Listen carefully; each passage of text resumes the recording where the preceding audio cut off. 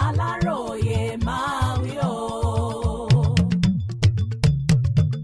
nítorí ìrẹsì baálé ilé yìí gún ọ̀rẹ́ ẹ̀ lọ́bẹ pa àfi bí èdè lọ̀rọ̀ ń jọ létí àwọn tó gbọ́ pé nítorí ọ̀rọ̀ tí kò tó nǹkan baálé ilé kan Daniel Onyejekwe ẹni 30 ọdún gún ọ̀rẹ́ ẹ̀ olóògbé Christian pa lọ́jọ́ ọdún ìyẹn lọ́jọ́ kìíní oṣù kìíní ọdún yìí.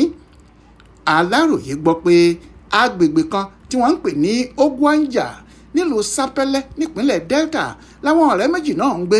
Wọ́n lọ síbi òde kan tí wọ́n ti ń pín ìrẹsì fáwọn aráàlú lágbègbè Bóyò ní Ogwanja ní Sápẹ́lẹ́ yìí kan náà ni ìrẹsì tí wọ́n pín fún wọn ló dìjà sílẹ̀.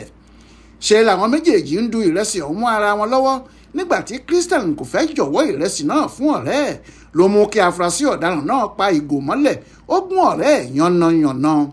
Níṣe ni ìyẹn múdìí lọ sílẹ̀ tó kígbe oró. Àwọn ọdẹ tí wọ́n rí ohun tó ń ṣẹlẹ̀ ni wọ́n sáré gbé lọ sílé ìwòsàn ìjọba kan tó wà lágbègbè náà. Ṣùgbọ́n àwọn dókítà tí wọ́n bá lẹ́nu iṣẹ́ lọ́jọ́ náà sọ pé òkú olóògbé náà ni wọ́n gbé wá sọ́dọ̀ àwọn. Wọ́n ní kí wọ́n máa gbé padà lọ sílé fún sínsìn.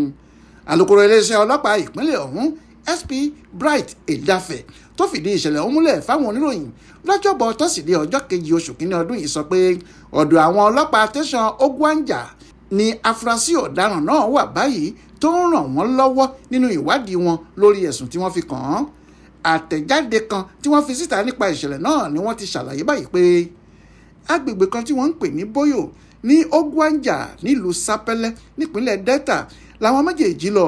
Wọ́n lọ gba ìrẹsì níbẹ̀ ni ìjà kékeré kan ló wáyé láàrin wọn káwọn èèyàn sì tó mọ ohun tó ń ṣẹlẹ̀.